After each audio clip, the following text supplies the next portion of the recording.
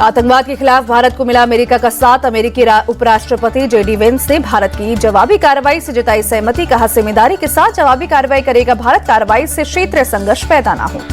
अमेरिकी रक्षा मंत्री Pete Hegseth ने भारत के रक्षा मंत्री राजनाथ सिंह से फोन पर बात की। राजनाथ सिंह ने कहा, आतंक को पनाह देना पाकिस्तान की पुरानी फितरत। भारत के आत्मरक्षा के अधिकार का किया समर्थन। राजनाथ सिंह के साथ बातचीत के बाद अमेरिकी रक्षा मंत्री ने ट्वीट पर पहलगाम हमले पर दुख जताया। लिखा, अमेरिका भारत के साथ खड़ा है।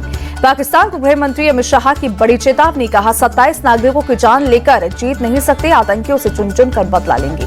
आतंकी आकाओं को अमित शाह का क्लियर कट संदेश। बोले, आतंक को पालने वाले सुन ले, ये लड़ाई का अंत नहीं। आतंक के खात्मे तक हमारी लड़ाई जारी रहेगी।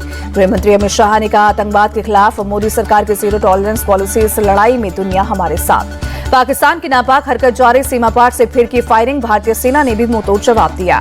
भारत पाकिस्तान तनाव के बीच आईएनएस सूरज हजीरा पोर्ट पर तैनात इंडियन नेवी ने अपने सभी वॉरशिप को अलर्ट पर रखा।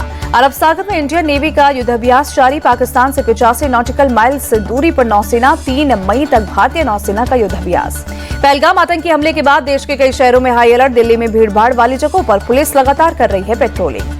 अयोध्या में भी कड़ी की गई सुरक्षा व्यवस्था। पुलिस की टीम शहर में कर रही है पैदल मार्च। राम मंदिर में की गई 3 लेयर सुरक्षा व्यवस्था। नवी मुंबई के पनवेल में पुलिस से चलाई कॉम्बिंग ऑपरेशन। वांछित और फरार अपराधियों की होगी गिरफ्तारी। विदेशी नागरिकों की पहचान की जा रही है।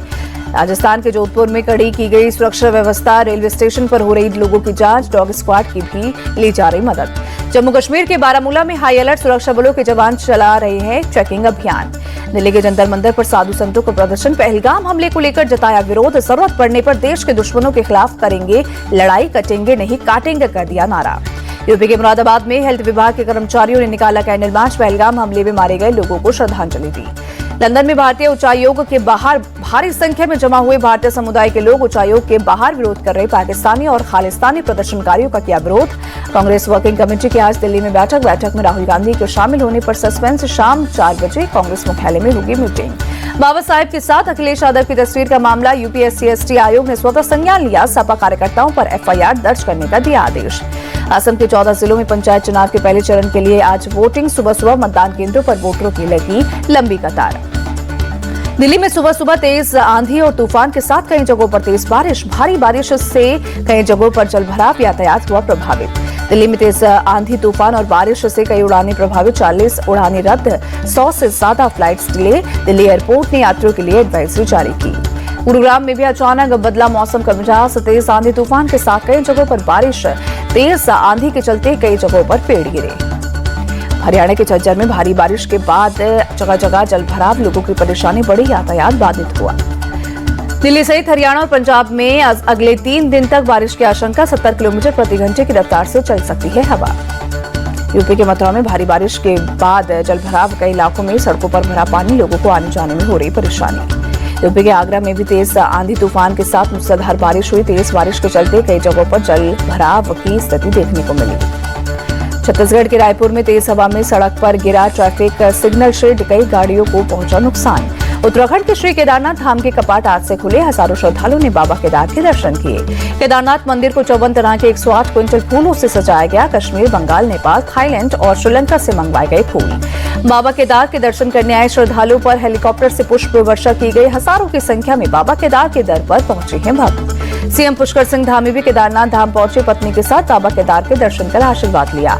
केदारनाथ मंदिर के कपाट खुलने के बाद केदारनाथ धाम में सांस्कृतिक कार्यक्रम का आयोजन हुआ। कार्यक्रम में सीएम पुष्कर सिंह धामी भी शामिल हुए। एमपी के ग्वालियर में दुकान में लगी आग। इलाके में मची अफरा-तफरी। आसपास की दुकानों को चपेट में लिया।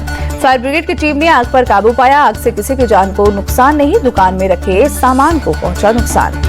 यूपी के संभल पुलिस ने फेक इंश्योरेंस के रैकेट का किया भांडाफोड़। पुलिस ने रैकेट चला रहे शख्स को किया गिरफ्तार। आरोपी से गिरोह के बारे में पूछताछ कर रही पुलिस।